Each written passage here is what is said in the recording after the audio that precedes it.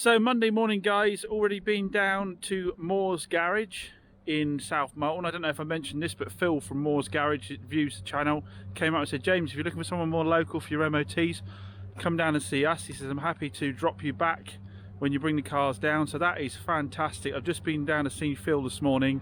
He's had the i20 on the ramp. Unfortunately, I forgot to take my camera down. We've had a little look. There's no obvious bend in the rear beam, but we're doing some measurements, there are some differences between either side. It may well be there's a crack underneath the rust that we can't see. So we've priced up getting a used beam, a good used beam, and Phil's given me a stonking deal on the labour rate to fit it. So I think we're going to go that route with it, because I don't have the facilities. I'm going to get into the other half today, hopefully, when I've got a ramp in. It's the kind of thing I would do. Just for the content as much as anything. Those of you that watch the channel for a long time know I have done this before on a Suzuki Alto. I changed out the rear beam myself, so it's something I can do, but at the moment, time and I've still got to set up the other half of that unit. It's just not going to work out doing it myself, and they can do it for me relatively quickly as well. So the difficult bit is having a conversation with the lady about it, because this is going to add in the region of about £400 to the cost of the car, plus whatever else MOT wise it's needed. Look at the rest of the car underneath. It's really clean. It's just that rear beam is a bit crusty, and we know in our experience with Fiat 500 and so forth how often you get crusty rear beams on cars. Even if they're low mileage, it's almost worse if they sit around, because there's no airflow running underneath the car to sort of blow damp off of the rear beam. It just sits on it. So what we're going to do instead is I'm going to take Phil down the Alfa. I haven't driven it this morning and rave to you guys all about it. We're going to find out how good a car it really is. I mean, I think it drives fantastic. I can't feel anything suspension or brakes wise, but Phil's going to be the guy that's going to tell us that. So let's pop it down to him and find out what the score is. So one of Phil's chaps has dropped me back. Apologies, I'm terrible with names. It takes me about 100 times before I remember someone's name. So that's great. I can get cracking while that's being MOT'd. We're going to finish off the Dacia. We're going to finish off the Dacia. So what have we got to do to it today? Give it a really good clean. We've got to finish off the clean. And then what I want to do is, because it's got that slightly notchy gear change, is I got a bit of advice from the viewer at the Renault Dacia dealership down in Barnstable. Again, sorry mate, I forgot your name as well. I'll have to start writing them down. He recommended on these that they do benefit quite a lot from an oil change on the gearbox. So I think I'm going to get onto MPD, order up some oil for the gearbox, and we'll do an oil change on it. I do remember that when I did a 1.5 DCI one of these before in the Logan estate, that was quite a notchy change as well. But if for the sake of a bit of oil I can improve it at all, I will do. But again, I'm not going to make sure I don't go crazy on it. If that doesn't sort it, it'll be sold as is. The gearbox itself is fine. It's just I think it's more likely to be the actual linkage. But then what he was telling me is a lot of people think it's a linkage, just swap them over, when actually a gearbox flush benefits them. So we'll probably get on and do that today, because then once I get that finished, I can pull out the KA and photograph the KA. Photograph the Dacia, get those two up for sale, and then bring the note back in again and sort that balls up I did on the paint on the back door there, so that we can photograph that and get that up for sale. And then if we can do those things, we might be able to actually crack on and have a look at the Fiesta and see what we can get to with that. But I have put on a huge amount of bids today. I put a load of bids out on BCA, on Mannheim. I've put some offers out to cars from people on Facebook, so I've got a lot on that side of things going on. And like I say, I should also be getting access into the other side of the unit. So there's going to be a lot going on at Chops Garage this week, including needing to turn off my monitors. Yes, there's going to be lots going on at Chops Garage this week, so stay tuned, guys. So on a Dacia, I got it all jacked up, ready to go. Remember, I haven't got the blooming Renault square sump plug fitting socket. But luckily, Phil down at Moore saved my behind and lent me the socket set for that. So I've got underneath. I've popped the sump plug out, and it appears to be clean. It's very clean. I'd say it's a bit thin. For me, for a transmission oil, it seems a little bit thin, but it is clean. It's been in the car 80,000 miles, so it's worth swapping out anyway, isn't it? So, and the Dacia guy said it's worth putting an additive in as well. So I'm going to put in a Molly slip additive with the fresh oil as well. My gut is that the issue isn't with the gearbox at all; it's with the linkage. But a transmission service on the car at 80,000 miles isn't going to do it any harm, is it? So let's get that finished off, and we'll have a little go afterwards and see if it makes any difference at all. So load the car back down, make sure that we haven't trapped any oil in any corners of the gearbox there, make sure it's all fully drained out. It doesn't seem an awful lot of oil in there. I think this is supposed to have 2.5 litres, 2.7 litres. It doesn't seem like quite that much has come out either. So perhaps we've been losing some of our rear main seal, but it does appear dry down there. So let it drain off a little bit more and then we will top it back up again. Just realised what stupid thing I said. Why would it be coming out the rear main seal? That's engine oil. So the gearbox itself doesn't have, and it seemed to have any leaks on it. To correct myself there.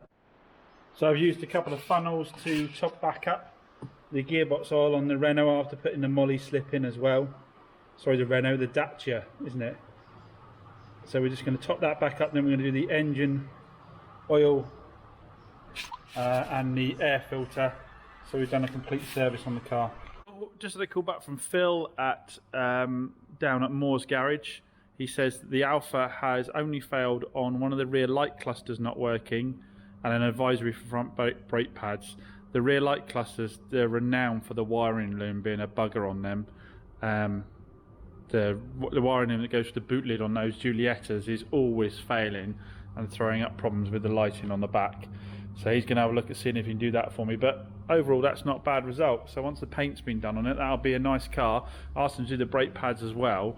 And while he's got it down, they're trying to sort the wiring for me. So it'll be advisory-free MOT. Nice low miles. What was it, 50-odd thousand miles on it? And we'll do a service on it before it goes out, because that oil light's flashing. That's basically, that oil light says it tells you the quality of the oil, but it just means it needs an oil change. So we'll do a service on it and then get that door painted, and we should be good to go. Make a nice car for someone, that. These 1.5s have one of the worst placed oil filters. It's at the front of the engine, which isn't hard. It's just all the pipes run across the top of it. Right pain in the bum. Luckily this wasn't on too tight. There you go, she's out. Fresh filter in. Nice easy filter to change on these. Exciting news, guys, we officially have access to the second half of Chop's garage. Got the keys to the second unit. So I'll look-see for you. There we go.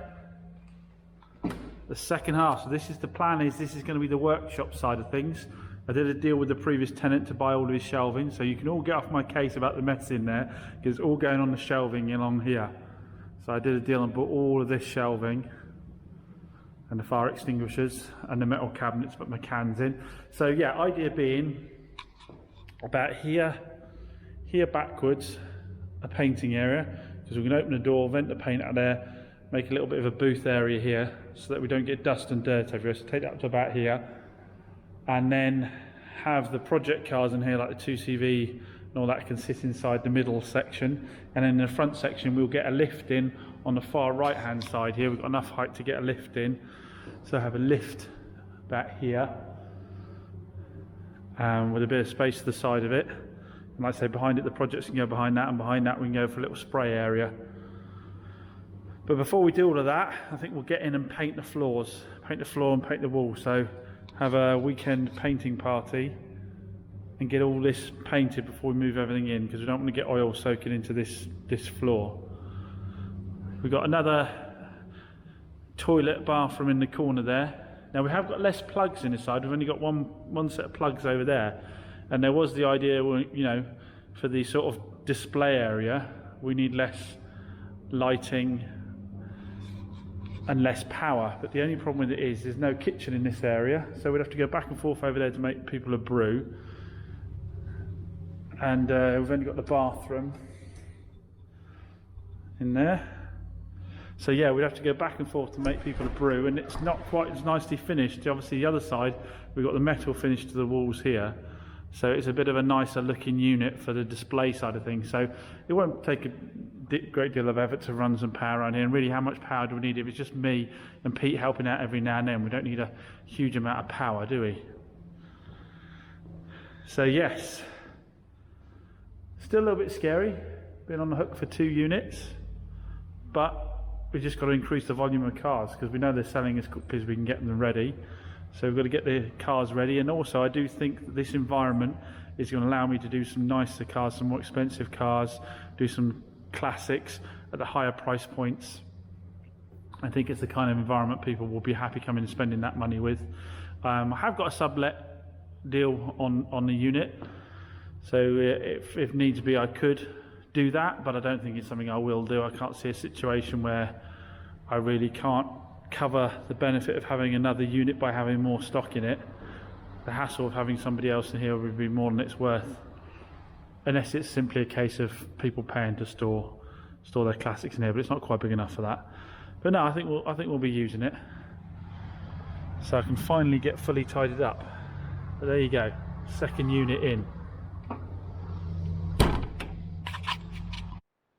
Anyway, thanks for watching, guys. That's it for this video. As always, leave your comments down below. I'll try and answer as many of them as I can. If you're not subscribed, please do consider hitting that subscribe button down below. And if you enjoyed the video, give it a thumbs up so it can recommend it to other people. But I hope to get some more content to you soon, probably around the private buys I've made. We'll have a look over theirs and see how they go. And then we'll get that Alfa back, get that cleaned up, see how well we can clean that up and see what we can do sorting out the door on it. We've already got somebody a bit interested in that, so be interested to see what happens there.